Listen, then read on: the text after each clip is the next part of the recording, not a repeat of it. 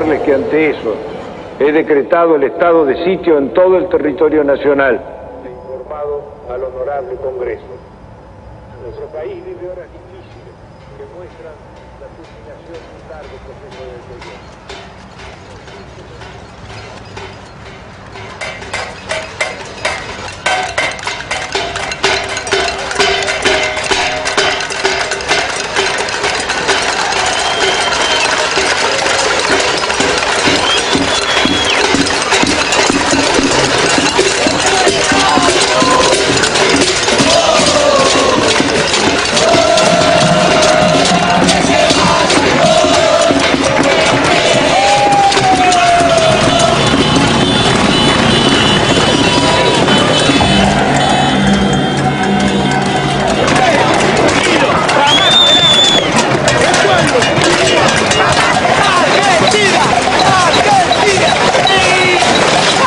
Después de muchos años, cuando el país parecía sumido en la apatía, estalló la insurrección. Era la patriada espontánea de los nadies, que haciendo sonar sus cacerolas, se derramaba por los barrios y ocupaba la ciudad de las instituciones y los bancos. Terminó de hablar y la gente se volcó espontáneamente. Acá no convocó a nadie. Yo tengo 50 años, hace un mes y medio que no trabajo y laburé todos los días de mi vida, todos los días. Porque no quiero el estado de sitio, porque no quiero ser una súplica del Fondo Monetario Internacional. Es un modelo que no va más, se tiene que ir de la rúa y con él todos los delincuentes que lo apoyan.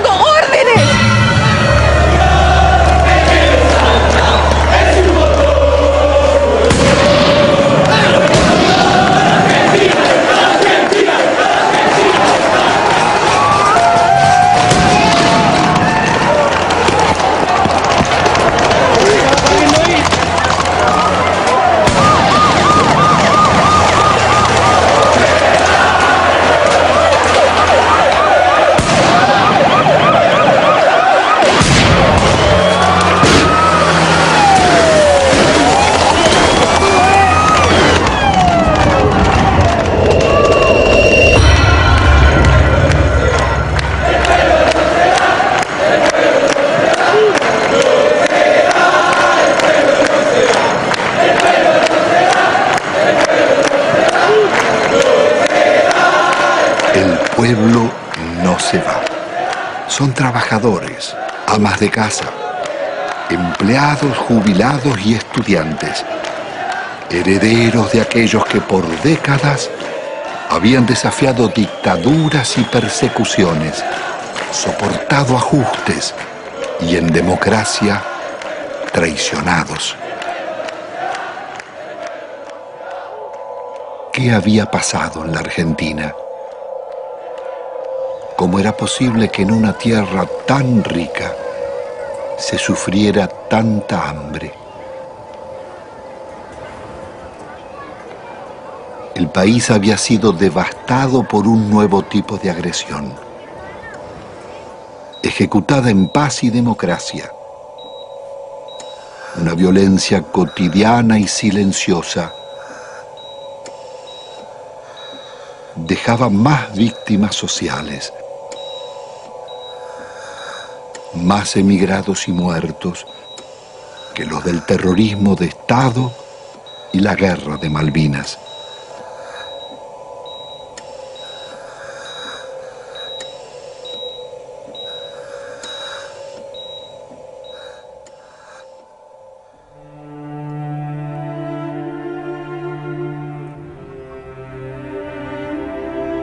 En casi 2 siglos de vida independiente, la deuda externa argentina ha sido una de las causas del empobrecimiento y la corrupción y uno de sus escandalosos conflictos. Desde el primer empréstito firmado por Rivadavia en 1824 con la banca inglesa Baring Brothers, la deuda serviría para fortalecer a sus socios argentinos, controlar finanzas y transferir recursos a las metrópolis. Desde entonces, la deuda externa estuvo ligada a los negocios y complicidades de casi todos los gobiernos, desde Mitre y Quintana a Menem y de la Rúa.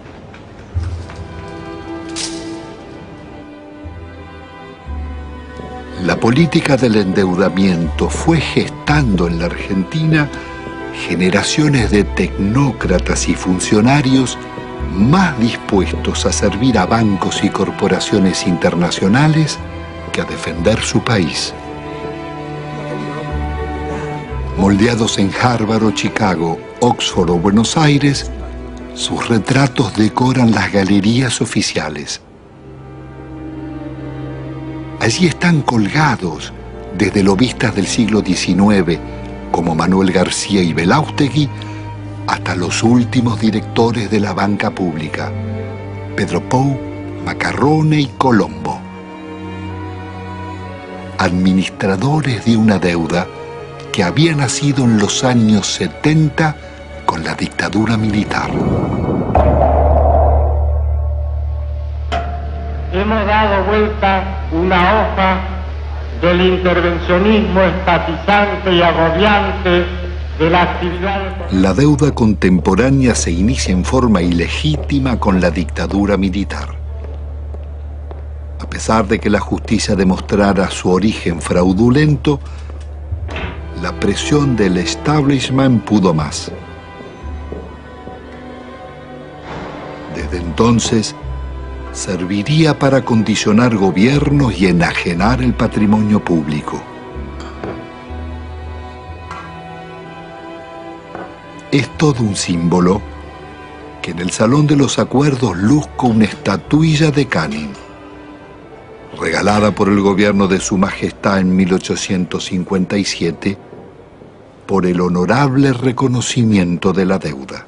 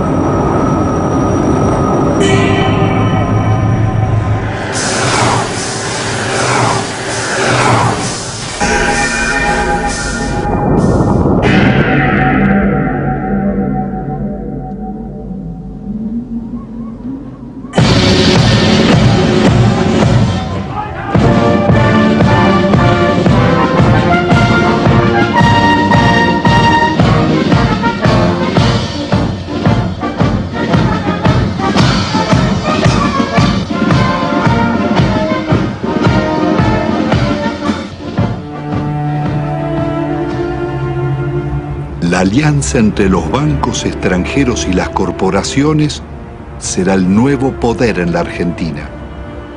Después de 7 años de plan neoliberal, el gobierno de la dictadura deja un país hipotecado con una deuda externa de 45.000 millones de dólares. La mitad es deuda privada. Son 23.000 millones que dicen deber bancos extranjeros radicados en el país, como el Citibank, el First Boston, el Chase Manhattan, Bank of America, el Banco de Italia, Londres, Español, el francés y el Deutsche, y también el Banco Río, el Quilmes, Galicia y otros. Multinacionales como ESO, Fiat, IBM, Ford, Mercedes-Benz, Swift, Pirelli, los grupos empresarios locales de Pérez Compán, Bulguerón y Bridas, Macri, Techin, Fortabat, Pescarmona, Gruneisin, Soldati, Cogasco, Celulosa y otras. Una descomunal deuda privada que un alto funcionario de la dictadura le pasaba al Estado, Domingo Cavallo. Doctor Domingo Felipe Cavallo, convertido en superministro de Economía de los gobiernos de Menem y de la Rúa, sería responsable del permanente crecimiento de la deuda y de los mayores despojos que sufriera el pueblo argentino.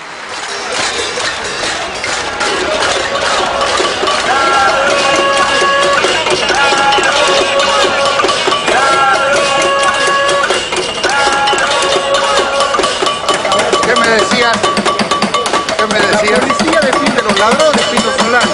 Estamos en el reino del revés. Los ahorristas tienen que manifestarse pacíficamente en defensa de sus ahorros que han sido confiscados por el banco en complicidad con el gobierno nacional. El Estado debe salvaguardar los derechos de los ciudadanos, no debe robarlos.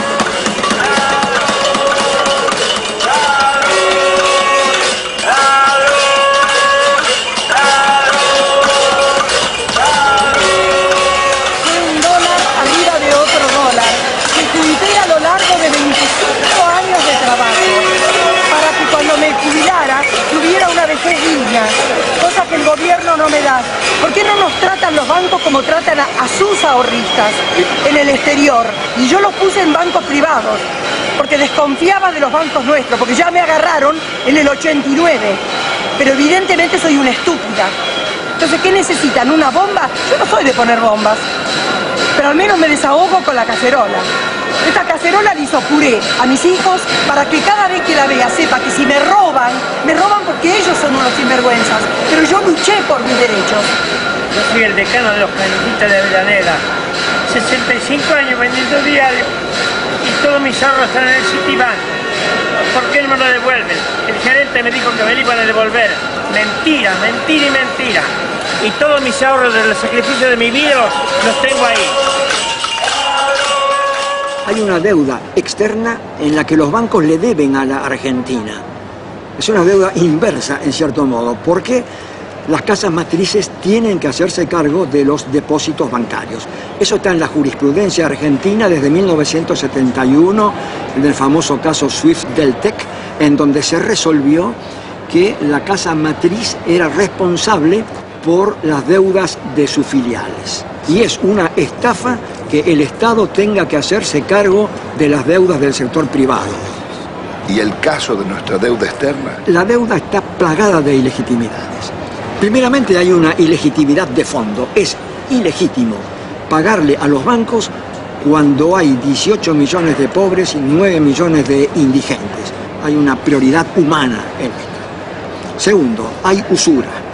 La usura está aprobada tanto que si se hubiera aplicado una tasa de interés normal, la deuda externa se hubiera terminado de pagar en 1988.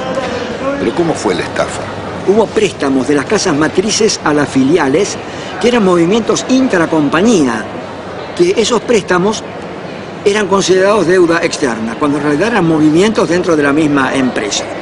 se compraban dólares. Esos dólares se los depositaban en una cuenta en Estados Unidos. Con la garantía de esa cuenta daban otro préstamo que entraba al país. Se compraban dólares y así se lucraba indefinidamente con la tasa de interés. Es lo que se llamó en aquella época la bicicleta financiera, con la que se hicieron fortunas. Y precisamente los grandes beneficiarios fueron los grupos económicos que son los mismos de siempre. Al finalizar el gobierno de Alfonsín, la deuda externa se aproxima a 54.000 millones de dólares. Menem dejará en manos de la banca acreedora determinar cuánto se les debe. El Congreso jamás trataría la deuda, ignorando la Constitución y la denuncia de Alejandro Olmos. 10 años después, llegará a 130.000 millones. No confundamos a la gente con un mal concepto de la palabra deuda, porque todos queremos endeudarnos, pero después decimos que está mal que el país se endeude. Cuando crece el crédito, porque hay alguna deuda, es bueno, la deuda es buena. Todos queremos darle crédito, todos hablamos que hay que darle crédito a la población, que está surgiendo el crédito hipotecario. Es bueno endeudarse, no es malo endeudarse. Y se vuelve absolutamente pertinente una cosa que los norteamericanos inventaron hacia 1898 con la ocupación de Cuba. En ese momento había bancos españoles que le habían prestado a la autoridad colonial cubana. Los norteamericanos dijeron, si el pueblo de Cuba no ha sido beneficiado por estos préstamos, no hay deuda. En 1923, cuando un banco británico, entonces el Royal Bank of Canada, le prestó a un tiranuelo de Costa Rica que se llamaba Tinoco unas uvas que estos utilizaron para sí mismos. El Royal Bank of Canada pretendió que Costa Rica le pagara y se produjo un pleito y el árbitro resultó ser un expresidente de los Estados Unidos, el presidente William Taft. El presidente Taft resolvió el litigio diciendo hay deuda, pero hay una deuda privada y no una deuda pública, porque no hay deuda pública si no hay un público, el público como destinatario, como beneficiario. Son actos que de ningún modo han beneficiado al público, más bien todo lo contrario.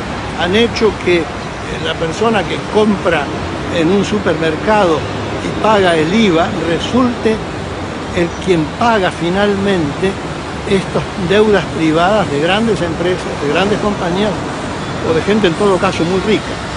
No cabe duda de que la deuda privada irregularmente estatizada, ilícitamente estatizada por el doctor Cavallo, debe ser absolutamente revisado. ¿Cómo se llama esa teoría, doctor? Se llama teoría de la deuda odiosa. Una directora del Fondo Monetario Internacional, Karen Lissaker, representando a los Estados Unidos, dijo, si aplicáramos la teoría de la deuda odiosa, toda la deuda del tercer mundo se caería.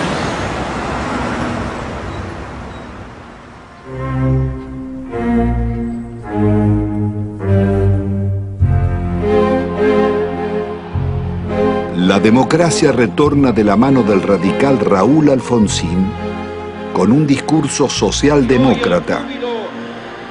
Promete defender los derechos humanos, dar batalla contra la pobreza y demostrar que con la democracia se estudia, se cura y se come. Al balcón del histórico Cabildo de la ciudad de Buenos Aires, el presidente de la República Argentina. La enorme responsabilidad de asegurar la democracia y el respeto por la dignidad del hombre en la tierra argentina. Hemos dicho que esto significa que el Estado no puede subordinarse a los grupos financieros internacionales, pero que tampoco puede subordinarse a los privilegiados locales. Pero el Estado está en quiebra y es preciso optar. El ministro Grispum propone denunciar la deuda externa y privilegiar el crecimiento. Alfonsín lo considera inviable y cede a la presión del poder. Y esto ha de lograrse a través de un ajuste que va a ser duro y que va a demandar esfuerzos de todos. Esto se llama, compatriotas, economía de guerra. Y es bueno que todos vayamos sacando las conclusiones. El drástico ajuste se llama Plan Austral. Una vez más, millonarios recursos públicos pasarán a los bancos y corporaciones. Alfonsín actúa con un doble discurso. Promete investigar la deuda, pero ordena al presidente del Banco Central legitimarla. Promueve el juicio a las juntas militares por los crímenes de la dictadura y 2 años después, las leyes de obediencia debida perdonarán los delitos cometidos bajo órdenes superiores. Es el logro de la insurrección de los oficiales carapintadas. La población sale de sus casas y desafía los tanques.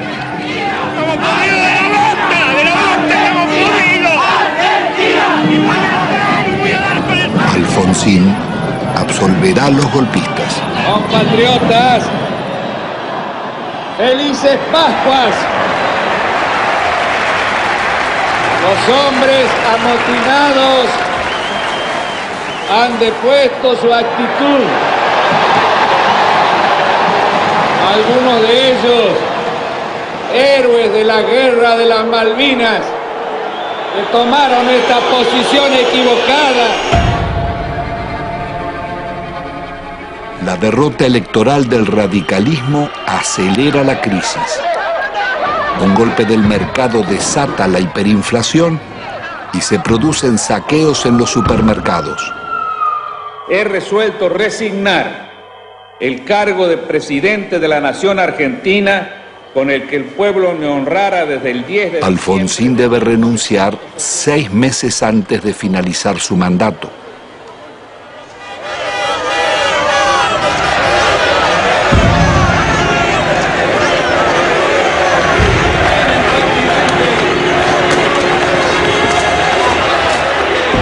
El justicialista Carlos Menem llega a la presidencia argentina después de haber gobernado varias veces la provincia de La Rioja, una de las más pobres del país. Su meteórico ascenso coincide con la caída del muro de Berlín y las ideas del consenso de Washington. De lenguaje franco y gesto de predicador, Menem promete revolución productiva y salariazo. Luce las patillas del viejo caudillo Facundo Quiroga, el tigre de los llanos.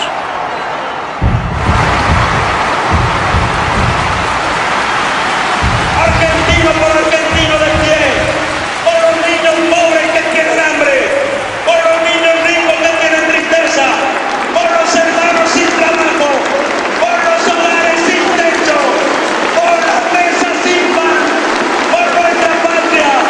Yo les pido que me sigan, síganme, no los voy a defraudar, no los voy a defraudar, no los voy a defraudar.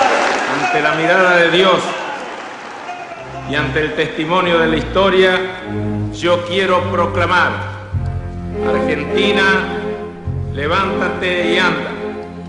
Hermanas y hermanos, con una sola voz para decirle al mundo: se levanta a la faz de la tierra una nueva y gloriosa nación.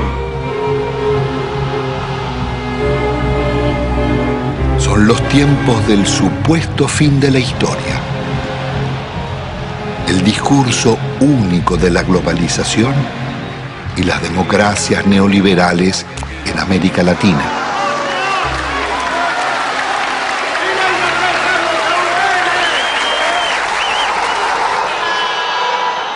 Días después, abandona las patillas y promesas reformistas y traiciona a sus votantes.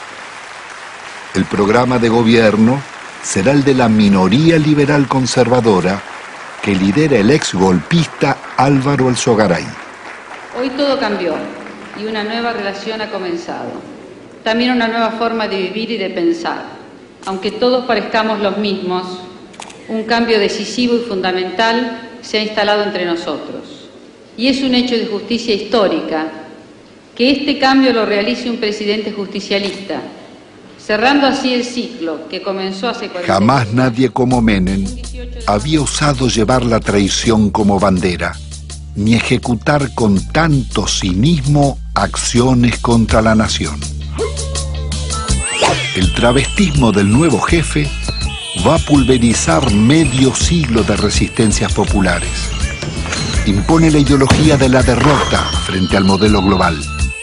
Indulta a los jefes de la dictadura y traiciona a millones de trabajadores que soportaron la represión. Abandona el antiimperialismo popular y la política de no alineamiento de Perón y Evita para establecer relaciones carnales con Estados Unidos. Su programa será el del Banco Mundial y el Fondo Monetario.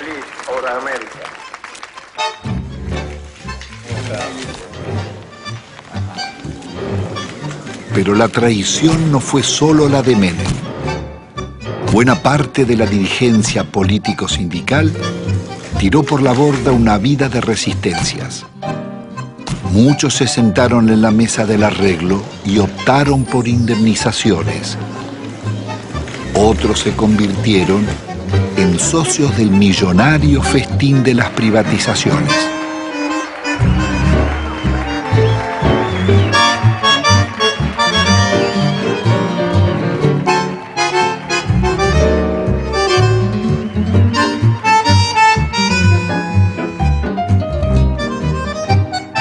Senador Cafiero, usted que es un dirigente histórico del justicialismo, ¿cómo explica la traición de Menem? Bueno, eso sucede y no sucede raramente, sucede con bastante frecuencia en la vida política de todas las naciones. Hay un librito chiquito francés que se llama El elogio de la traición, donde se demuestra o se dice que es absolutamente intrínseco a la política la traición. Es decir, usted para llegar tiene que mentir, porque si usted dice lo que realmente piensa, la gente no lo va a votar. Y creo que eso se aplicó en la Argentina. Se aplicó siempre, pero con mucha mayor intensidad, admitámoslo, durante los gobiernos de Menem. Él mismo ha dicho que si hubiera dicho lo que él pensaba hacer, no lo hubieran votado. Entonces, dividió, a mi juicio, en una actitud que no guarda mucha correspondencia con la ética política. Pero esta es la realidad que vivimos.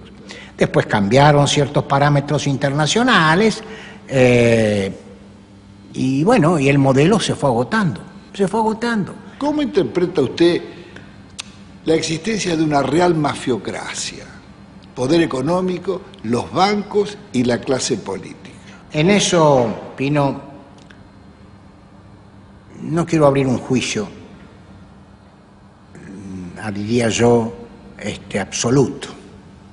Mi larga vida humana y política me dice que a veces hay que relativizar un poco las cosas. No todo es blanco y negro, no todo es corrupto y puro. Hasta la misma sociedad argentina en su conjunto no puede atribuirse la pureza y asignarle la corrupción a sus clases dirigentes. En definitiva, las clases dirigentes emanan de la propia sociedad. En la Argentina no solo hemos fallado los políticos, y yo asumo la parte de culpa que me corresponde. Yo podría decir que han fallado muchos estamentos dirigentes de la sociedad argentina, y que si hay que hacer un juicio general, estamos todos en el infierno del Dante. Bueno, es indudable que la traición es muy efectiva. La traición es de una potencia política fenomenal, justamente porque es traición, porque te cala en lo más hondo, porque viene por la espalda, porque no estás preparado, porque se da de quien menos la esperás, si no, no sería traición. En ese sentido, el PJ es el alumno más desarrollado, más excelso de esa visión que expone Cafiero. Yo no tengo duda que si a esta sociedad le ofreces a votar San Martín o el Hombre Araña, elige a San Martín. Ahora, si le das a elegir entre el Hombre Araña y el Caballero Rojo, después la solución no se la podemos adjudicar a la sociedad. Entonces, Sociedad con escaso protagonismo. Partido que defeccione de sus ideas históricas y se pone al servicio del enemigo. Movimiento obrero reducido, achicado por la desindustrialización y copado por los traidores. La justicia disciplinada a esas transformaciones que se iban a realizar. La oposición con escaso margen de maniobra. El resultado concreto.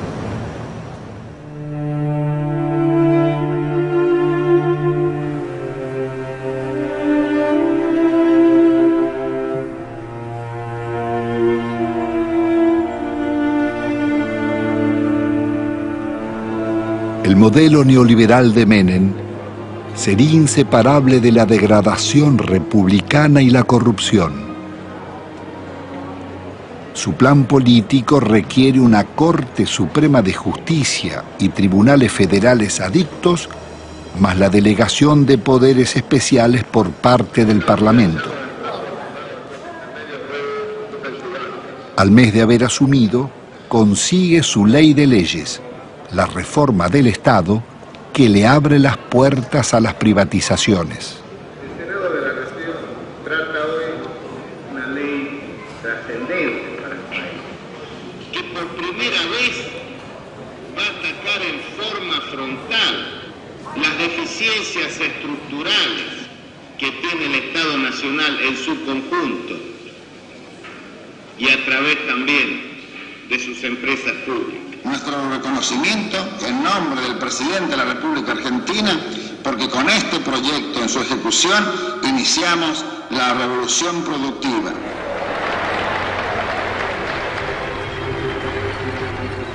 Fue un verdadero ataque a la democracia la forma en que este Parlamento trató las leyes en la era menemista.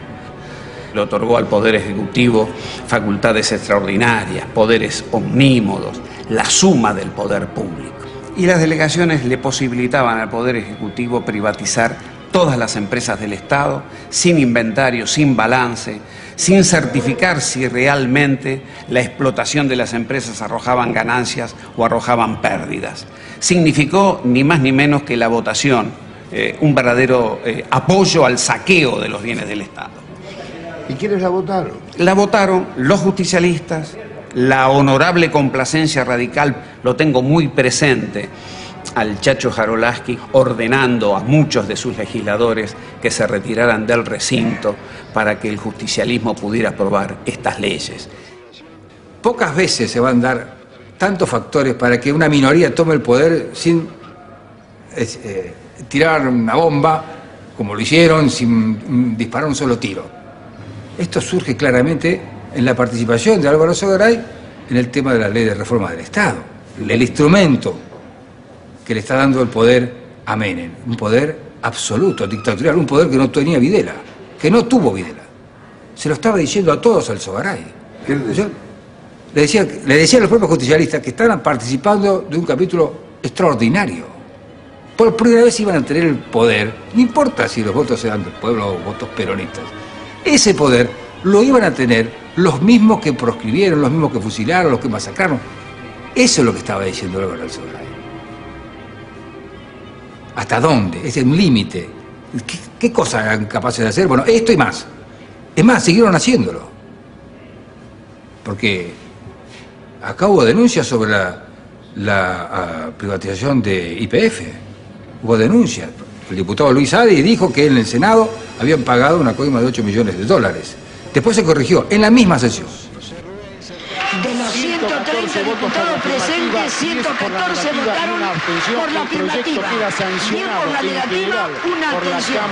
No podemos más que felicitarnos de estos diputados que han dado el quórum, que han hecho funcionar la Cámara, pero creo que hoy es un día de júbilo, hoy es un día de festejo para la Argentina, que desde hoy el petróleo pasa a ser de las provincias, YPF pasa a ser una empresa que cotiza en bolsa, que va a tener inversión privada, y el dinero que de esto surja es de los jubilados. Miles de millones de dólares pasan del patrimonio del Estado a los jubilados. Las bellas palabras escondían algunos de los actos más infames que el Parlamento haya cometido. Con sobornos y falsos diputados fueron votadas las privatizaciones de YPF y Gas del Estado, las dos mayores compañías argentinas. no solo el país perdía las empresas que más habían invertido en su industria, sino que los jubilados y trabajadores serían estafados. La oposición no bastó para impedirla. Diputados disidentes del justicialismo formarían el Grupo de los Ocho. Reformar el Estado no es privatizar. En un país en emergencia no se puede empezar despidiendo trabajadores. Otras voces opositoras al despojo de la petrolera fueron amenazadas o agredidas. En mayo del 91, por ratificar ante la justicia las denuncias contra Menem y el remate de YPF, fui víctima de un atentado con 6 tiros en las piernas. La corrupción de Menem es una locura, la privatización de YPF. Es un robo fenomenal lo que está. ¿Cómo no va a haber corrupción si surge de los hechos? Surge de las privatizaciones. ¿Cuáles son los estados patrimoniales de los hombres que votaron esto? Me refiero a los que conducían. Hay que verlos. Uno no ha visto acá pagar, abrir portafolios y pagar dólares. Uno no lo ha visto. Sin embargo, no está desmentido. De modo que cuando existen consultoras, cuando hay tanto dinero para ganar más dinero, cuando hay negocios mientras la sociedad está distraída, mientras existían los hombres que pregonaban las conveniencias de que las empresas del Estado pasaran, o nos olvidamos de Neusta. Y tenía alto rating, no solamente los políticos, En este cambio tenemos que incluirnos también los periodistas, los medios de comunicación. ¿Hasta cuándo vamos a aguantar tantas estupideces? Instrumentos extraordinarios como la televisión y la radio en manos de idiotas para generar pueblos idiotas. ¿Hasta cuándo? El Congreso de la década mafiosa, el que votó las leyes más vergonzosas y antinacionales, tuvo que sesionar rodeado de cordones policiales. Fueron tantos los atropellos contra el pueblo que todas las semanas se oyeron sus reclamos.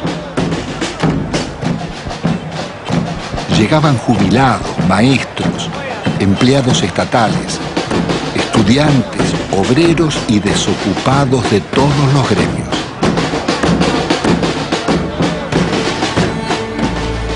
Comenzaron los tiempos oscuros en que el presupuesto nacional se aprobaba en Washington antes que en el Congreso, y el ministro Dromi llamaba a la resignación porque el país estaba de rodillas.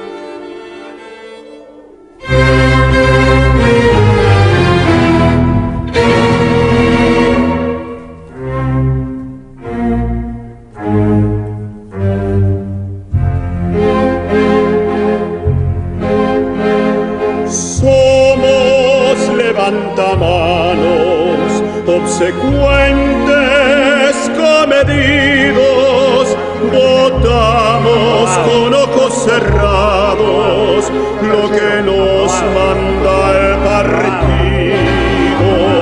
Somos levantamanos, legislamos con olvido y al votante traicionamos a pesar de los silbidos.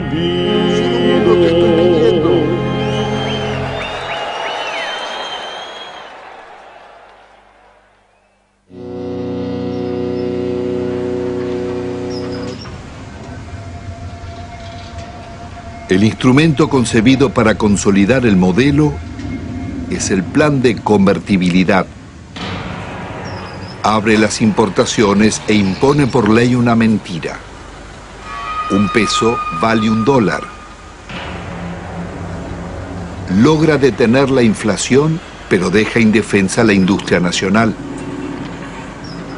De producir el 95% de lo que consumíamos y exportar máquinas, tornos, trenes y electrodomésticos, pasamos a importar telas, carnes, lácteos, frutas o pastas.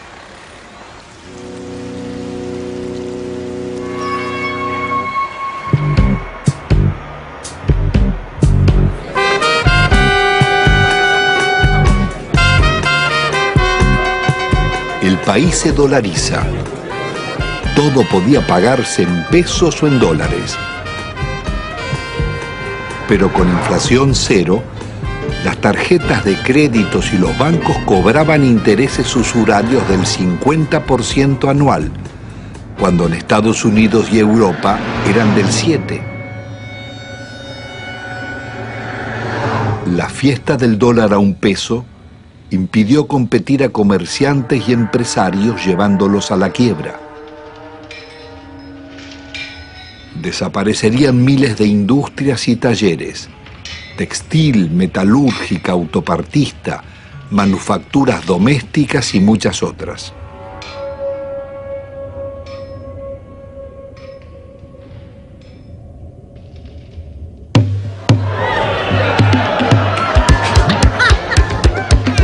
Fueron los años farandulescos de la exhibición de fortunas malavidas.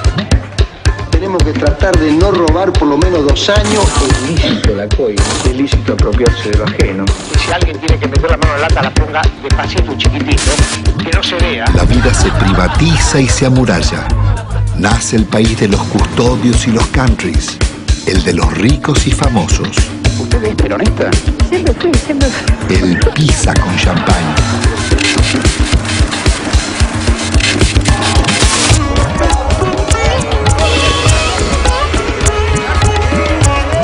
Tocar YPF, tocar el petróleo en Argentina era tocar a la madre, era lastimar a Gardel, era ofender la bandera. El petróleo bajo la tierra no le sirve a nadie, a ninguno. Esto pasa cuando no usas la camisa. Y yo creo que todos tenemos derecho a una cuota de frivolidad de cuando en cuando. De gran seductor que usted tiene, ¿si le molesta un poco? No, todo lo contrario, me ayuda.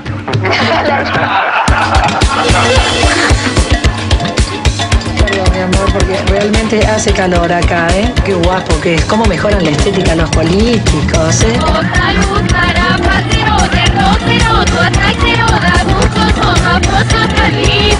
Estoy apasionado por este modelo económico, que es mentira que produzca más pobre, que lo fabrique. Hace muchos años que vivimos acá y siempre esperamos promesas de los políticos, que más o menos los que todos conocemos acá, los encargados de la zona, nunca, pero nunca hicieron nada por nosotros. Acá nosotros, los vecinos que han tomado la iniciativa de cortar la ruta, por lo menos los encargados tomen conciencia de la realidad que nosotros vivimos. Los chicos no pueden ir al colegio. Cuando hay un enfermo al fondo, no puede salir porque no puede entrar la ambulancia, no puede andar un coche. Nosotros queremos vivir dignamente, como merecemos. Somos gente pobre, somos gente humilde. Nosotros no queremos comprar ilusiones. Que nos vengan a nosotros con un asadito, con una ropita, con una botita para los chicos. Y nosotros queríamos que ese rollo se entube. Había todo el dinero, todo lo necesario, pero el dinero que hicieron se lo llevaron ellos. Nos robaron. Si ponemos a hablar de robar, ellos fueron los artífices, digamos, los que enseñaron al pueblo a robar. Ya no pasamos a ser solamente la maestra que antes enseñaba, sino para ser el contenedor social en la escuela. La mamá que te viene a pedir si tenés un par de zapatillas que te sobre de tus nenes, de enfrentar a la misma comunidad cuando tenemos el problema de la inundación. Somos centro de evacuación, pero albergamos a nuestros propios alumnos porque la tormenta le voló las chapas, porque no tienen dónde dormir. El chico está pendiente de lo que está pasando en la casa o pendiente de que terminan de repartir la leche y es el primero ir a la cocina para llevarse los sándwiches que quedan. No lográs captar un minuto su atención porque está pensando en otra cosa. Y a veces se te desmayan. O sea, se te desmayan y le preguntás, bueno, ¿qué comiste anoche? O ¿qué tomaste esta mañana? Y una sopita, te dicen un té. Y se te desmayan, es muy frecuente. Nosotros ya estamos acostumbrados. Pero te da bronca, te da bronca. El plan de convertibilidad integraba un proyecto de dominación funcional al pago de una deuda externa que era incobrable. En 1992, el ministro Cavallo negocia con el secretario del Tesoro americano Nicolás Brady canjear la deuda por el patrimonio público que se ofrecía a precio de remate. Las empresas estatales podían comprarse con bonos del Estado que cotizaban al 15% de su valor nominal, pero se los reconocían al 100%. El acuerdo le haría perder al país más de 30.000 millones de dólares.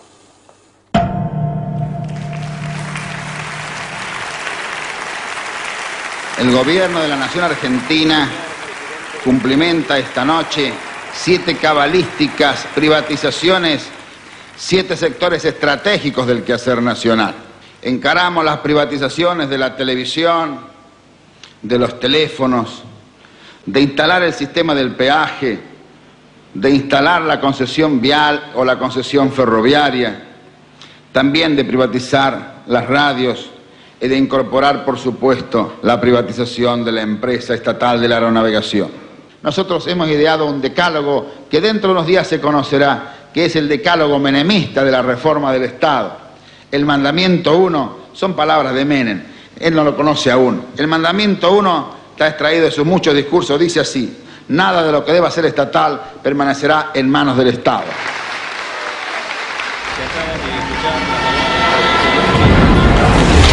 Nada quedó en pie. No importaba qué eran ni cuánto valían, ni cómo o por qué debían venderse.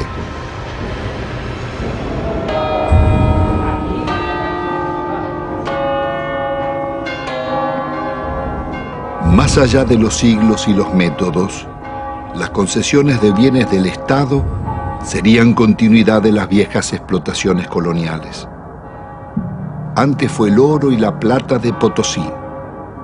Hoy las ganancias del petróleo, el agua o las comunicaciones. Las compañías extranjeras hicieron en nuestro país lo que no les hubieran permitido hacer en los suyos. En términos de incumplimiento de las obras de inversión, se les perdonaba. Si no lo hacían o si no se aumentaban las tarifas, como se hizo en la Panamericana, para que el usuario le financie la inversión. No se les exigió capital propio. A mayor riesgo, mayor ganancia. En la Argentina, a nulo riesgo empresario, ganancias descomunales. Duplicó o triplicó en dólares la tarifa. Apenas 26, o sea el 13% de ese total, se llevaron casi el 60% de estas utilidades. Telecom en la Argentina, una utilidad media en todo el periodo del 15%, Telefónica del 16%, las 10 operadoras internacionales más importantes del mundo, entre las cuales están Telefónica y Telecom, rentabilidad promedio 5,4. Estas mismas empresas que acá son tan rentables son públicas en sus países de origen. Las empresas argentinas se vendieron sin deudas. El Estado se hizo cargo de 150.000 despidos exigidos por los concesionarios. Las principales inversiones vinieron de España y Francia. Entel se vendió por la quinta parte de su valor a Telefónica y Telecom. La endeudaron por 6.000 millones de dólares. Aerolíneas Argentinas daba beneficios y tenía 37 aviones. Fueron hipotecados por Iberia para comprarla. Aerolíneas terminó vaciada. La empresa de agua fue tomada por un consorcio europeo liderado por las compañías Suez y Vivendi. La endeudaron en 8 veces su capital. Obtuvieron rentas excepcionales y no realizaron las obras convenidas. 800.000 personas quedaron sin agua potable y 1 millón sin cloacas.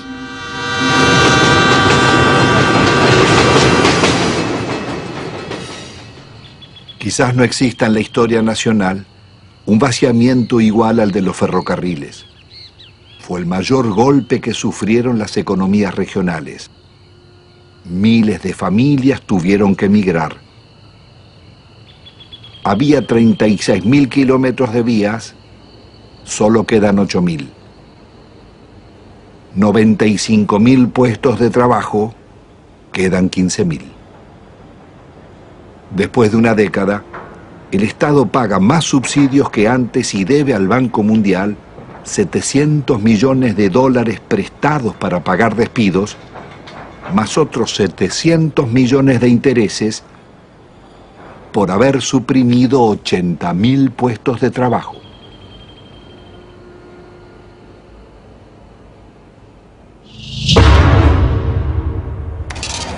Cuando se hicieron las privatizaciones, no había subsidio para nadie, al contrario, el argumento para privatizar ferrocarriles fue el déficit.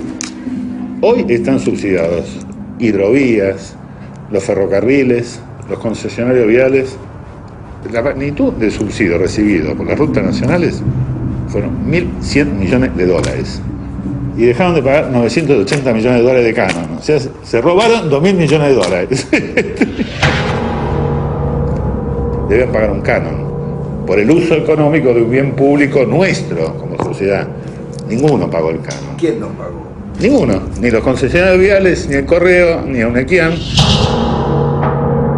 Sistemáticamente la seguridad jurídica en la Argentina fue unilateral, es para las empresas. Pues, siempre que renegociaron en contra de los usuarios y consumidores.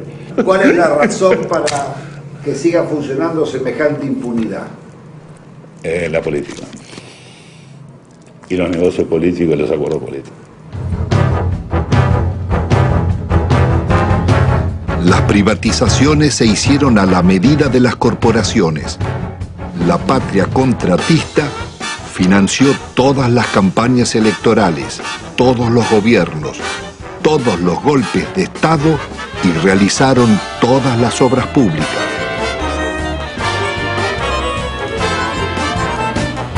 Ningún otro sector gozó de tantos privilegios, mercados cautivos, subsidios millonarios, ventajas impositivas, sobreprecios, condonación de multas e incumplimientos, prórroga de concesiones y especificación de deudas en dólares. Fueron expertos para no cumplir los contratos con el Estado, defraudarlo, litigar contra él. Estos son Sogma y Sideco de Macri, Bridas de Bulgeroni, Loma Negra de Fortabat, Pecom de Pérez Compán, Techín de Roca, Benito Rollo, Pescarmona y otras.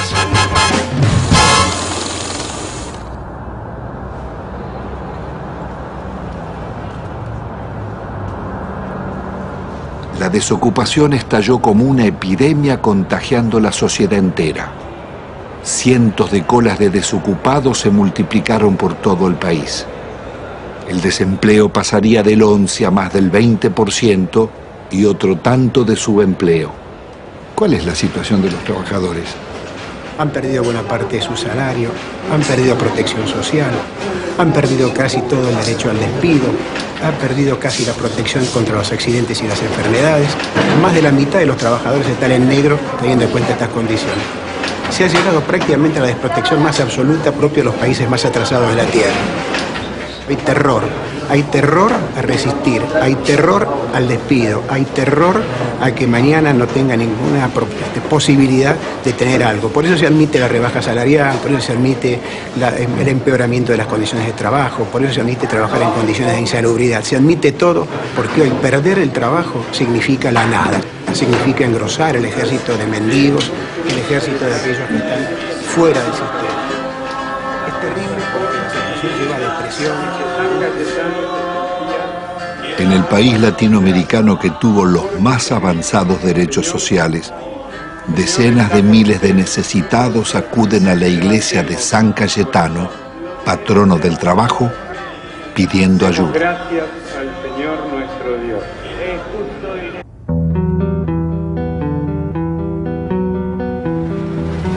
Argentina es un caso único en el mundo y en América Latina. No se conoce un país que haya entregado su gas y su petróleo sin haber perdido una guerra.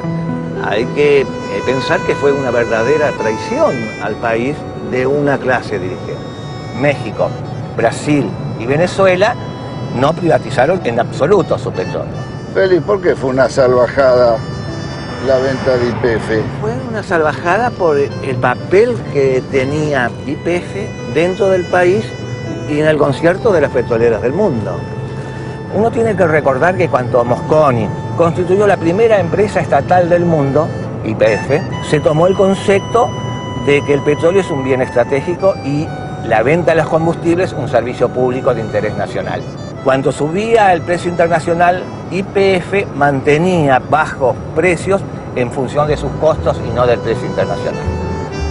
Yacimientos Petrolíferos Fiscales fue creada en 1923 bajo la dirección del general Mosconi. En 1907 se había descubierto crudo en la Patagonia. A pesar de sus detractores, la industria petrolera pudo desarrollarse sin depender del capital externo, siendo un modelo para América Latina. Fue tan exitosa su expansión que recaudaba tanto como la provincia de Buenos Aires y detectó reservas por $200.000 millones.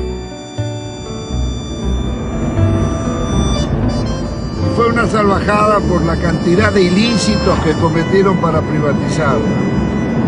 Si se aplicara la ley de hidrocarburos, la mayor parte de las concesiones caen. Argentina podría reconstruir rápidamente una petrolera estatal si aplicaran hoy con decisión política la ley de hidrocarburos. Las áreas estratégicas donde más habíamos invertido las concedieron por 25 años por lo que esos pozos producían en 9 meses. El remate fue tan grosero que Menem mismo se llevó las acciones a Nueva York para venderlas. A 19 pesos una acción que costaba 38 y 350 millones de acciones por 19 pesos tenés la estafa del país. Fue tan grande la estafa que se contrató a la empresa McKinley para que rebajara las reservas argentinas y al año siguiente se subieran al mismo nivel que se tenía anteriormente. Vendieron un área con una reserva, digamos, 100 y la reserva del área tenía una reserva de 140. El monopolio de las 4 empresas nos ha castigado con las tarifas más caras del mundo y paga regalías de las más bajas del mundo. ¿Pero y quién controla los pozos? Sacan lo que quieren. Sí, y hacen simple declaración jurada. ¿Cómo? Por simple declaración jurada nos dicen, nos informan a los argentinos lo que extrajeron. El valor de la reserva y de lo que está bajo tierra y el valor de las instalaciones se lo regalaron. No hubo que montar nada. Estaba el área con los muchachos adentro, con los equipos adentro y estaban los caminos donde se colocaba el petróleo. El petróleo iba a tal caño, iba a tal otro caño. Toda la que está era la excelente infraestructura que habían tenido las empresas del Estado, especialmente YPF. Si acá no se construyó nada porque las empresas del Estado, tan castigadas, trabajaban con un horizonte de planeamiento para los próximos 20 años, cosa que se olvidó. Están disfrutando de eso. Si están viviendo del crédito que le dejaron las empresas del Estado en cuanto significa bienes de infraestructura, petroleros y gasíferos. Esta es la realidad de la Argentina. Tampoco se comprendería el desarrollo industrial argentino ni la Patagonia sin la acción de YPF. Había desarrollado gasoductos, acerías, caminos y usinas e hizo nacer decenas de ciudades promoviendo el progreso social de sus poblaciones. Ahí estaban, entre otras, Comodoro Rivadavia, Caleta Olivia, Cutralcó y Plaza Huíncul, que fuera el primer campamento petrolero de la provincia de Neuquén. Bueno, todo esto que está desolado, que está tapiado, que está abandonado prácticamente, era lo que era Campamento 1 y este sector era la administración, el corazón de YPF. Y esto a partir de la privatización, la gente se comienza a ir porque tiene que buscar otros medios de vida, por eso se producen los abandonos de los hogares, digamos, se buscan otros horizontes. ¿Se ganaba bien? No, si los sueldos eran, no teníamos ningún problema. No había problema de salario acá, de necesidades. Nunca nos faltaba un peso a nosotros. Lo que pasó fue un crimen, un asesinato. Esto es impensable. Nadie podía imaginarse que podía suceder una cosa de Las privatizaciones, acá por lo menos en la zona, se hicieron prácticamente sin inventario. Acá había un montón de elementos que había dejado YPF que desaparecieron. Grandes motores, por ejemplo, vehículos de rezago, material nuevo, trépanos, herramientas, ropa. Había muchísimas cosas que no estaban inventariadas y nadie sabe dónde fueron a parar. Acá se puede desarmar un galpón que nadie sabe dónde está, ni cómo está, ni por qué está. Bueno, esto es lo que queda de la empresa PEXE, que fue formada por el sindicato petrolero, SUPE, para que los trabajadores de alguna forma hacerle creer de que iban a ser empresarios. La empresa presenta quiebra, hay sueldo, plata que nos deben. Eso contaba con la complicidad de la gente del SUPE que sabía de todo esto. Ellos conocían muy bien el desmantelamiento que se estaba haciendo de YPF.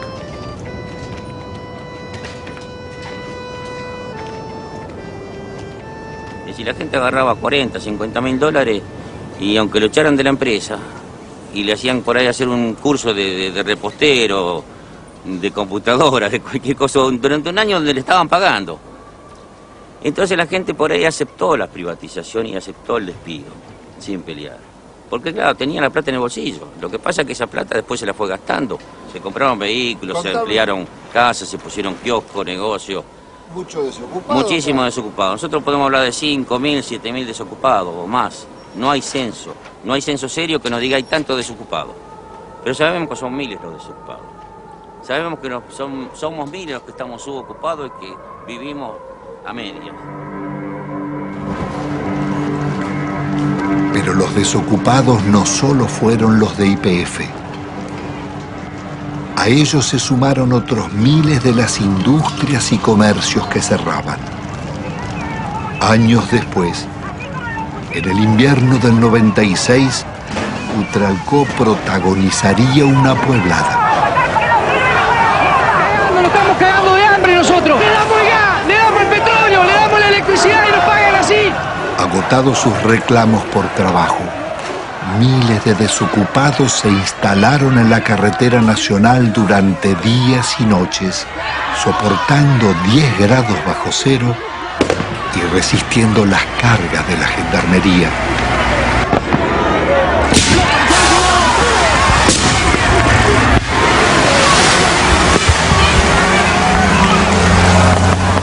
Con una victoria, estaban haciendo el movimiento piquetero y su primer corte de ruta.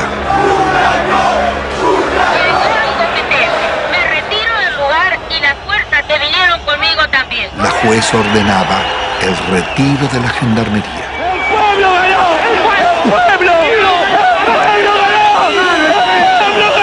¡El pueblo unido jamás será vencido! ¡El pueblo unido jamás será vencido! ¡El pueblo de la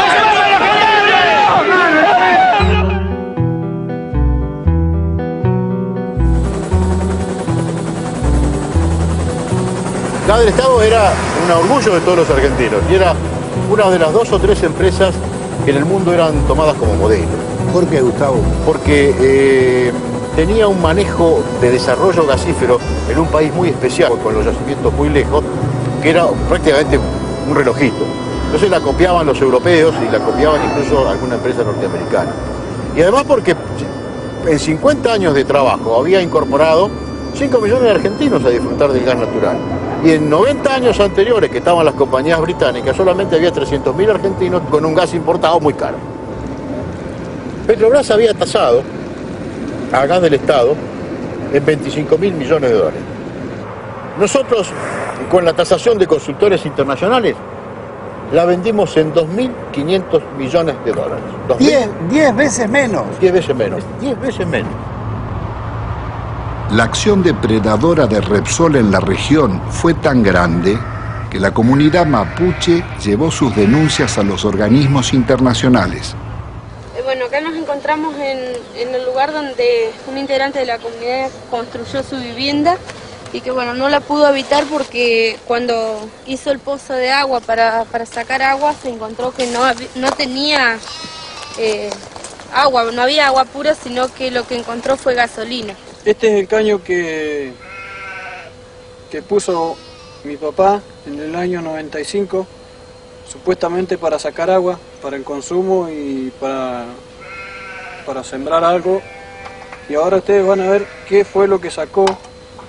Sacó gasolina. Les voy a mostrar que es totalmente pura. Estamos a 7 años de la descontaminación que supuestamente debió hacer Repsol acá, y lo que sacamos no es agua justamente, es casi nafta azúcar.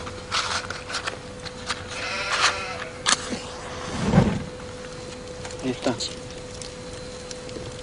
Esto no solamente acaba en 55 hectáreas, sino está toda la napa contaminada del agua. De acá hacia abajo, donde da el curso de la napa, el agua se va hacia abajo.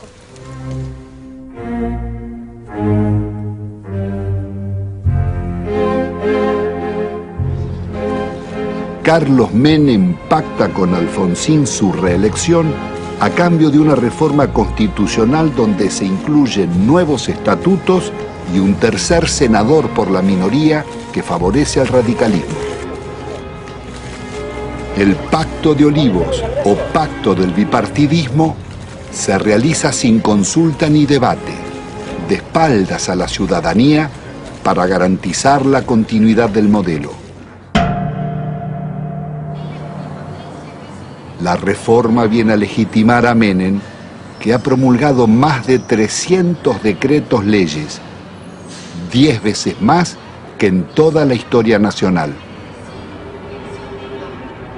Vaciados los partidos de propuestas de cambio y participación, poco quedó en el radicalismo y el justicialismo de sus causas fundantes. Se fueron transformando en organizaciones para el reparto de cargos públicos. Una corporación de profesionales que no reconoce ideologías y atraviesa transversalmente casi todos los partidos, sin otra lealtad que a sus privilegios.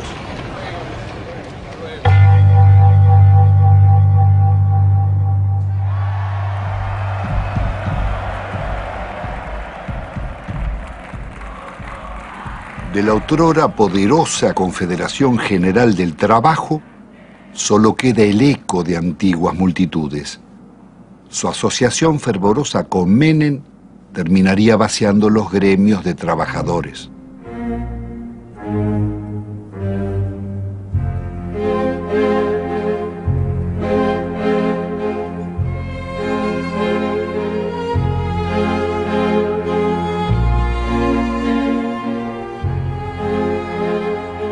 Entre besos y abrazos, los gordos de la patria sindical negociaron a los trabajadores e hicieron fortunas personales.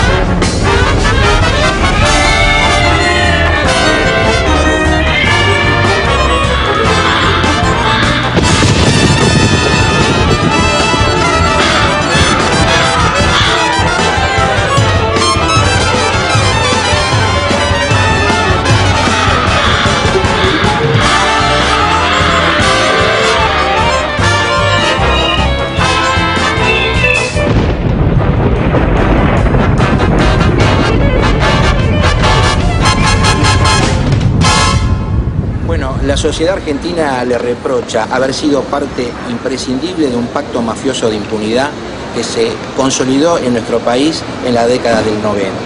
Se le reprocha haber admitido, haber legitimado el remate de las empresas públicas al mejor postor y de una forma realmente a precio vil. Se le reprocha el despojo de los derechos de los jubilados, el despojo de los derechos de los trabajadores, haber justamente brindado impunidad a los políticos que han delinquido en la función pública. En las últimas décadas, Ninguno de los altos funcionarios que delinquieron contra el Estado fue condenado.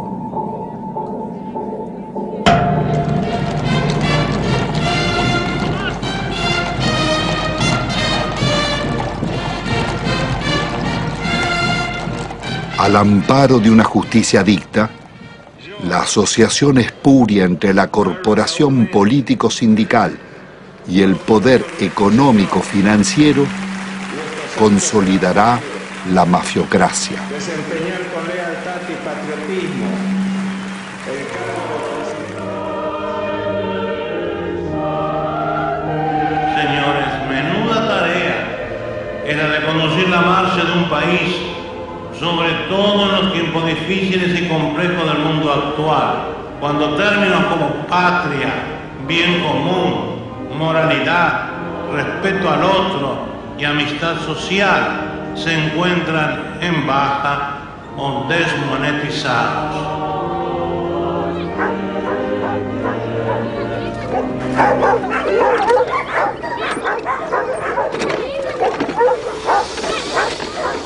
¿Qué va a comer? Tengo 7 chicos, no tengo trabajo, no tengo no tengo ni mercadería, nada, no tengo colchón, no tengo colcha. En la indigencia total estamos aquí. No se puede estar acá.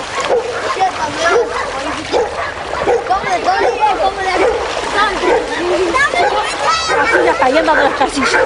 No hagan nada de aquí. No me pase y ve. ¡Chica! ¿Cómo se me ha mojado todo? No tenemos ayuda de nada. No sé, se creerá que somos perros, no sé qué se creerán que son los hijos de nosotros. A mí jamás me han ayudado con nada. Yo no tengo ningún plan, a mí no me dan ningún plan. No me pagan nada, no tengo nada. A mi chiquita les doy de comer polenta, hervido, eso les doy de comer. O mate cocido, porque no tengo, es la verdad, no tengo. Usted mismo ve, se me moja todo porque no tengo con qué me dan una casilla. Nadie me da una casilla. Siempre han prometido, sí, me han anotado todo, pero no me han dado nada. Nunca, a mucha gente, a la señora que está ahí, a todo ella. Doña Mariela, usted también venga después. Tengo una cosa, no sé, mi hermana a mí me dice, andate al médico, todo, porque está muy mal, está flaca, todo, pero sabe que yo, es una cosa que yo ya no aguanto más, porque la situación como está, que no hay trabajo, y que yo no tenga que darle de comer a mi hijo, a mí me duele un montón. Tiene que ella me pregunta, mamá, ¿qué vamos a comer? Y yo, ¿qué les voy a contestar? No hay, no tengo. Ellos no entienden, son chicos. Pero uno le tiene que decir la verdad. Tiene que decir la verdad, pero bueno, a mí me duele decir que no tengo que darle de comer, pero es la verdad.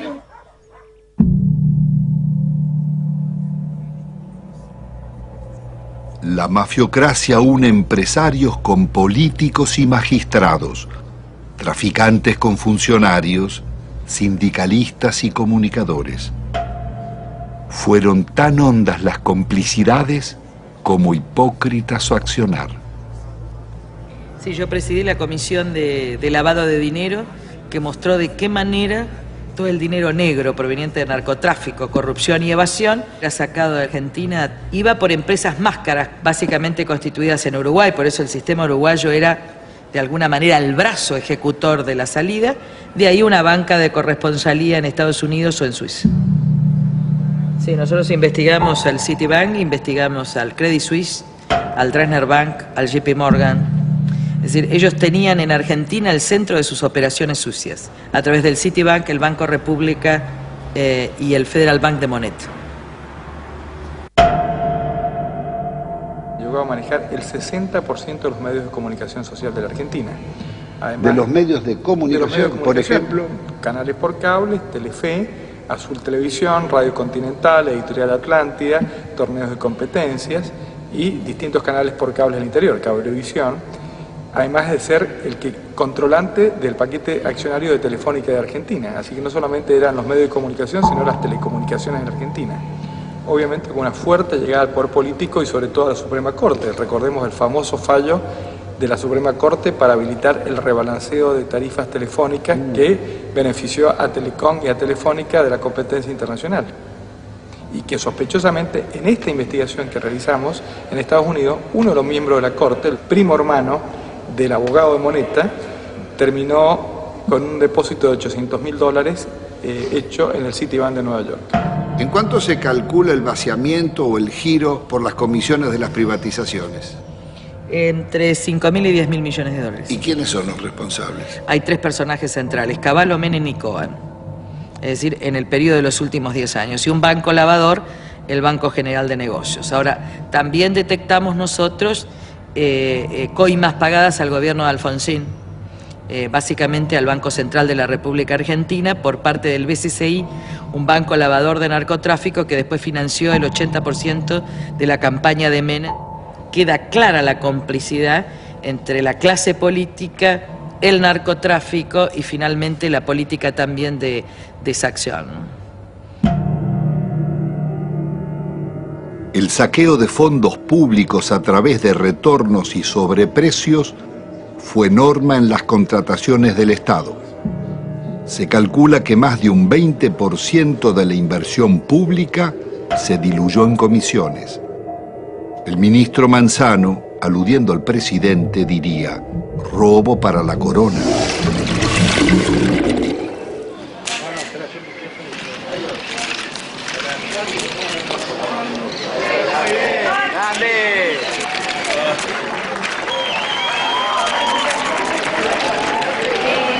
Presidente, ahí, presidente.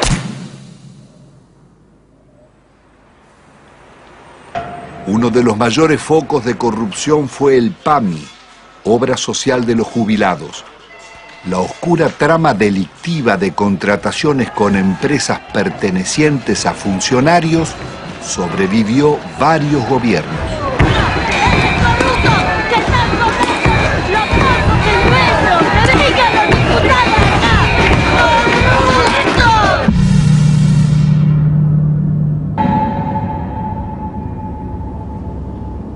Yacyretá es una de las más grandes represas de llanura del mundo, con un dique de contención del río Paraná de 67 kilómetros de largo. Fue la mayor obra financiada por los argentinos y la caja negra de la política nacional desde la dictadura en adelante. ¿Cuál fue el mecanismo de la corrupción en Yacyretá? Bueno, fue sobrevaluar siempre los valores de las obras, alargar los plazos de obra, llevar la obra hacia adelante como hoy estamos sin poder terminarla y generando costos, porque estamos hablando de 13.000 millones, pero todavía no sabemos cuándo la vamos a terminar. 5 veces bajo. 5 veces. Le doy un ejemplo concreto. La reprogramación 85, evaluada en 30 millones de dólares, que fue informada durante varios años al Banco Mundial y al Banco Interamericano de Desarrollo. Ese valor terminó firmándose en el año 89 en 180 millones de dólares. Muchos lo firmaron, algunos no la firmamos y así quedamos fuera del trabajo de Yacyretá en la consultora. ¿Entre esos usted? Entre ellos.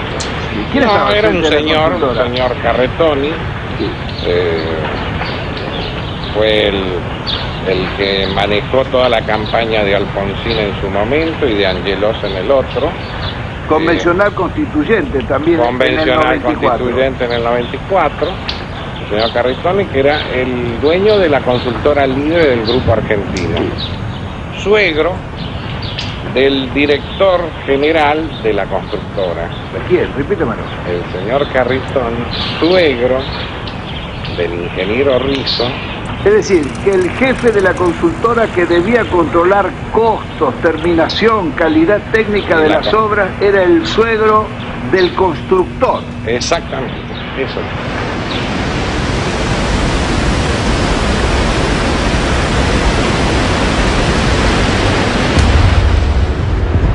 La Argentina enviaba armas rumbo a Ecuador en guerra con Perú, en momentos en que la Argentina era garante de la paz entre Ecuador y Perú. Violábamos también con armas hacia Croacia y hacia Bosnia, violábamos la disposición de Naciones Unidas para esta maniobra, fabricaciones militares, conducción del ejército argentino, fábrica militar de Río Tercero, por donde pasaron la mayor cantidad de armas que venían desde el norte argentino con zona liberada.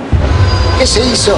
Se voló la fábrica militar de Río Tercero con 7 muertos argentinos. Después de marzo del 95, era menester hacer desaparecer todos los rastros, entre ellos los documentos, los inventarios y todas las huellas que podían demostrar de que aquello no fue una casualidad, sino fue una clara intencionalidad al servicio del encubrimiento.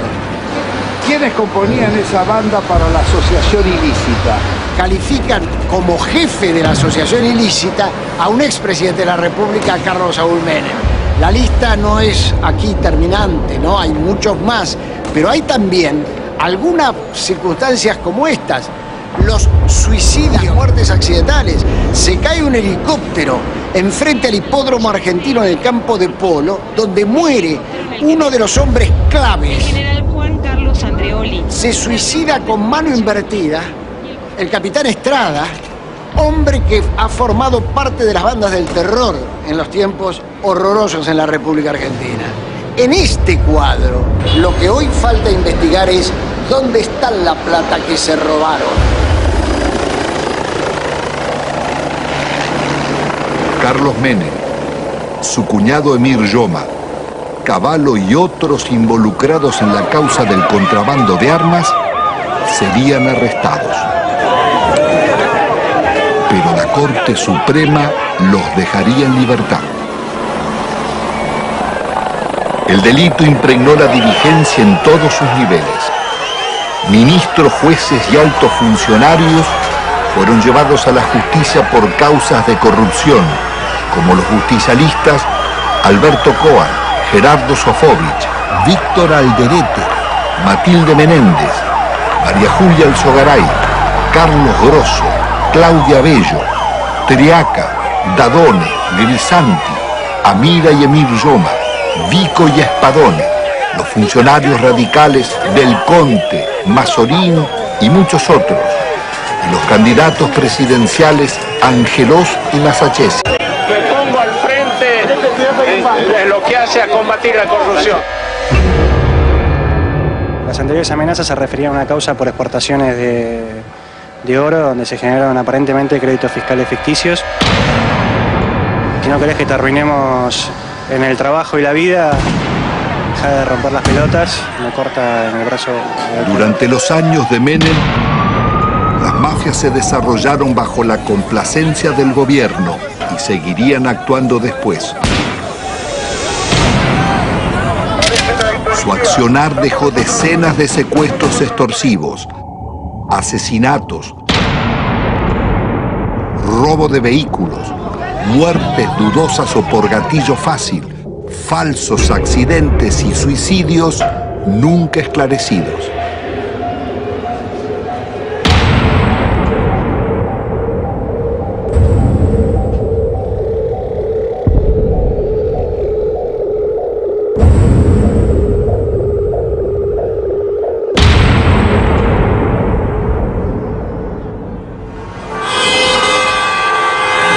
En la Argentina de los grupos mafiosos, la campaña mediática de la Alianza promete trabajo y lucha contra la corrupción, respetando el modelo económico y la deuda externa.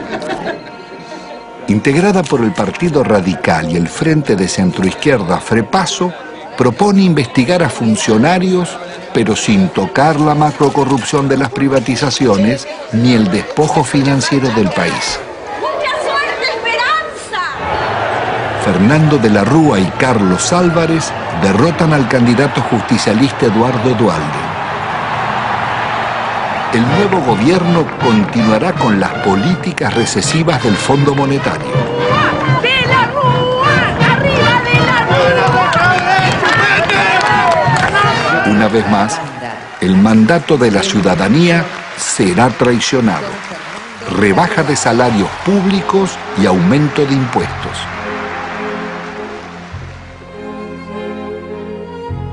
De la Rúa viaja a España llevando la prórroga de la concesión del yacimiento de gas más rico del país, Loma de la Lata, para la petrolera Repsol.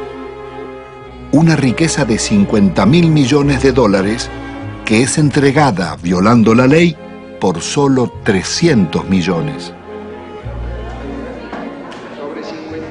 El gobierno soborna al Senado para votar la ley de flexibilización laboral. El vicepresidente Álvarez no cuestiona la ley, sino el soborno, y pide investigar. Presento mi renuncia indeclinable al cargo de vicepresidente de la Nación, para no perjudicar al presidente ni alterar la vida institucional.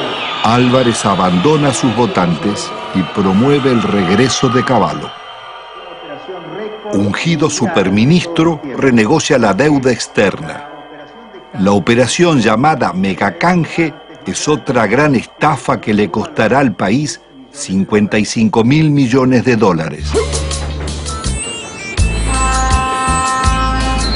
El milagro argentino terminó en una catástrofe social. Los planes de Cavallo liquidaron a la clase media, hicieron más ricos a los ricos y más pobres a los pobres. El 60% de la renta quedaba en manos del 10% más rico.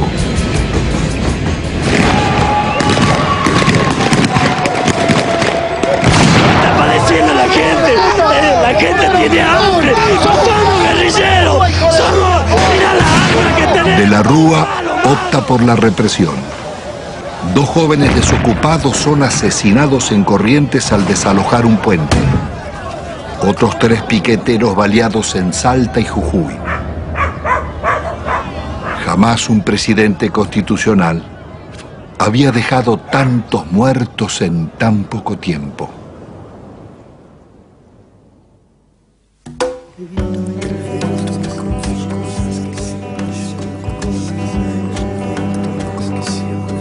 El viento me confió cosas que siempre llevo conmigo. Me dijo que recordaba un barrilete y 3 niños. Que el sauce estaba muy débil, que en realidad él no quiso. Que fue uno de esos días que todo es un estropicio.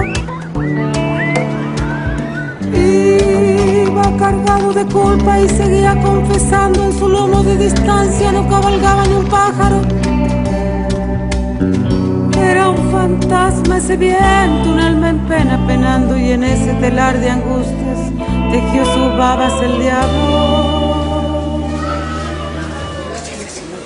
Aquí se pudo prever con exactitud qué iba a pasar luego de cada ajuste económico que existía en el país. Los famosos ajustes, estos desde la época de Alfonsín, de Menem y demás, cada ajuste significaba la irrupción en el hospital de una cantidad enorme de desnutridos, de niños desnutridos y de sus familias.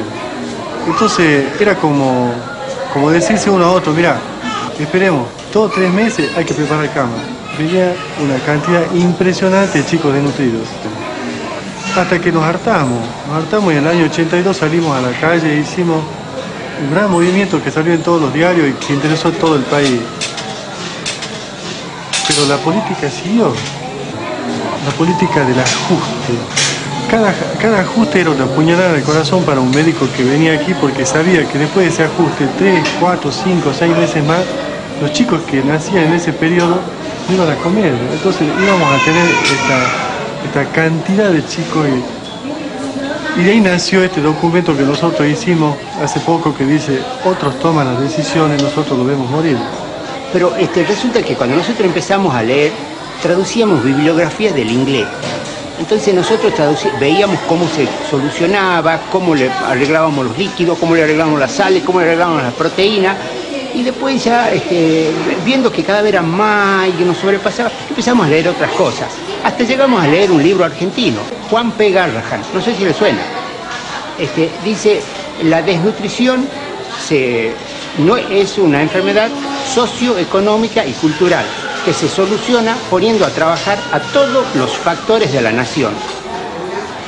No dice que le vamos a dar alimento, que le vamos a todos los factores de la nación. Y ahí explotó todo, ahí ya nos dimos cuenta. ¿Qué hacemos nosotros con el desnutrido mandándolo a la casa? ¿Qué hace la nación? Claro, le damos un enfoque cientificista. Claro. Pero este último año fue una explosión atómica. Nosotros guerra. teníamos 18% de chicos desnutridos en el hospital, pasó a prácticamente el 80% de chicos desnutridos en el hospital.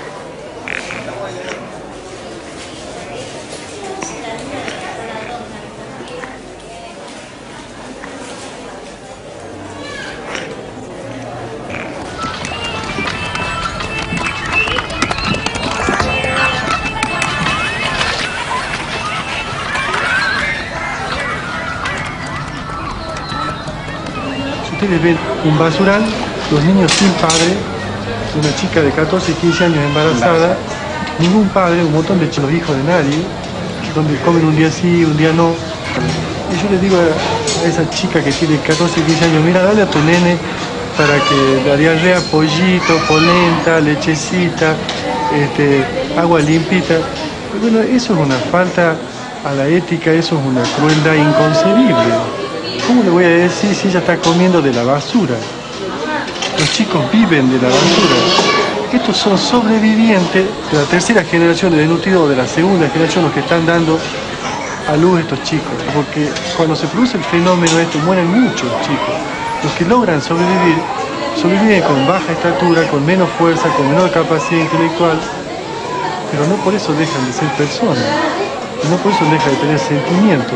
Eso de calificarlos como si fuera un subproducto de la sociedad es indignante. Son personas como vos y como yo. No solamente desde el punto de vista de los derechos, sino desde el punto de vista de que también le duele un hijo, de que también le duele una criatura que se le muere, que se le enferma, y de que también tiene derecho a tener su casa, su agua potable, su comida todos los días, su trabajo. Los derechos, aquí hablamos de derechos humanos. ¿Qué derecho humano tiene esta persona? Se le han pisoteado todo, absolutamente.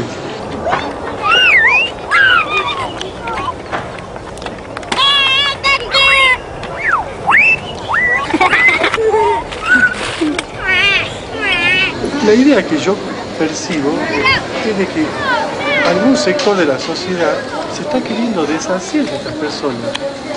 Molestan a ese sector de la sociedad. ¿Y cuál es ese sector de la sociedad? Está identificado, el que se llevó todo. 90% de indigentes, 10% que lo tienen todo. No sé qué modelo, esto no es un modelo, esto es una cosa de que yo tengo 54 años y es siempre lo mismo. La historia es ajustemos. El que vino no sabía ajustar y sigamos ajustando. Y se cagan todos. Y los chicos se los va corriendo como de la mesa y caen abajo y no comen nada.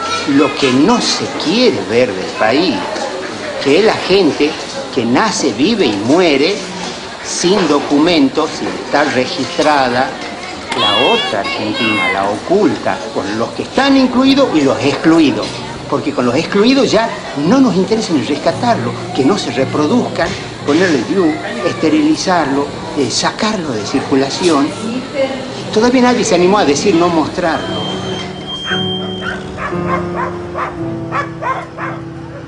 Produciendo nuestro país una riqueza alimenticia capaz de satisfacer 300 millones de personas, los niveles de pobreza que denunciaba la película La Hora de los Hornos en los años 60 serían apenas el anuncio del genocidio neoliberal de los 90. De enfermedades curables o desnutrición, mueren cada día en Argentina 55 niños, 35 jóvenes y adultos, 10 mayores. Un promedio de 35.000 personas por año.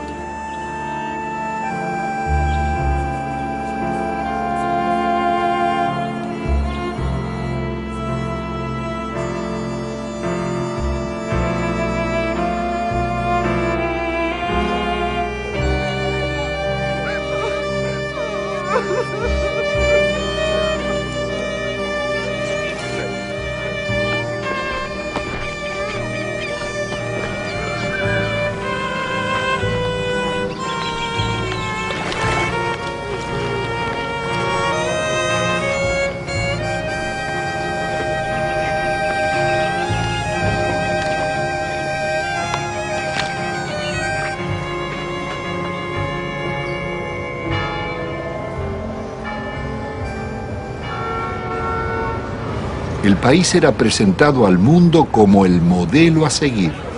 El Fondo Monetario homenajeaba a Menem en Washington por el milagro argentino. Esta foto para mí va a ser estupenda para mí. Para mí también. Mi popularidad, la suya no sé. No sé, vamos a ver. Me parece que ya le dije que una foto con el diablo siempre es peligrosa. No, por favor. La responsabilidad de nuestros gobernantes en el genocidio social no exime a los organismos internacionales ni a sus mandantes, Estados Unidos y Europa, ni a las injustas relaciones comerciales del norte con el sur. Los programas económicos neorracistas que dieron grandes beneficios a costa de segregar y producir la muerte prematura de millones de personas son crímenes de lesa humanidad en tiempos de paz. Sus autores y ejecutores no pueden gozar de impunidad.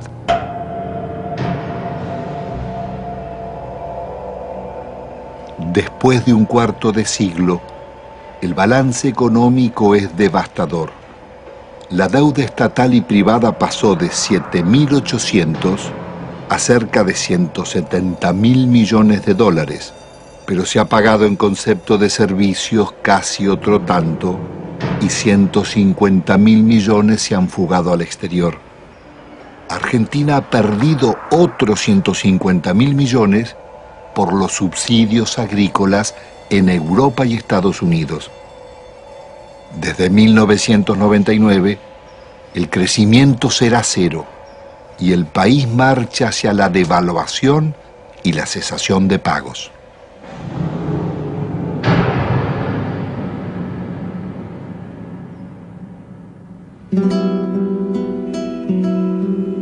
Al terminar esta memoria, quizás quede el sentimiento que la realidad no puede cambiarse, o que los responsables del saqueo son los triunfadores y nosotros los derrotados.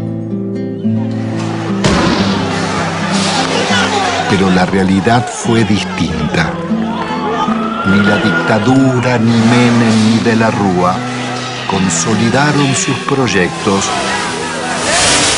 ni los bienes concesionados se perdieron para siempre, porque pueden recuperarse.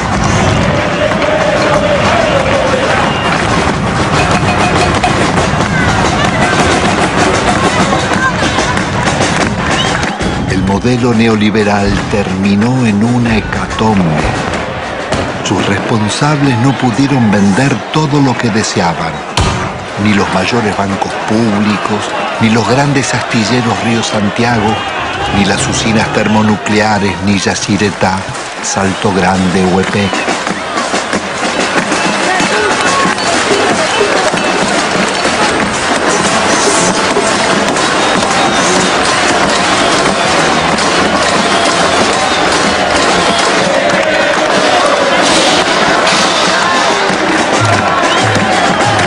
Menem y de la Rúa tampoco pudieron imponer la salida represiva, ni acallar las marchas del silencio ante los crímenes mafiosos y el gatillo fácil, ni frenar la permanente acción de las madres, abuelas e hijos de desaparecidos.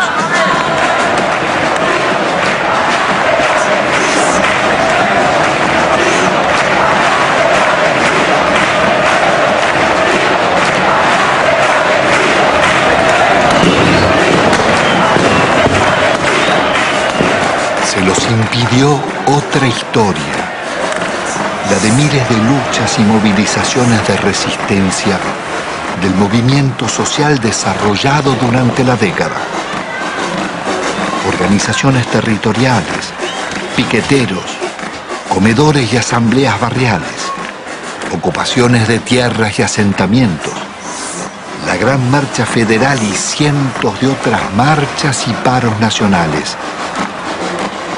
El CTA, las fábricas recuperadas por los trabajadores, las continuas protestas de jubilados, las mujeres rurales en lucha, estudiantes, ahorristas, comerciantes y artistas, culminaron en esa pueblada espontánea de diciembre que, como el 17 de octubre o el Cordobazo, cambiarían la historia argentina.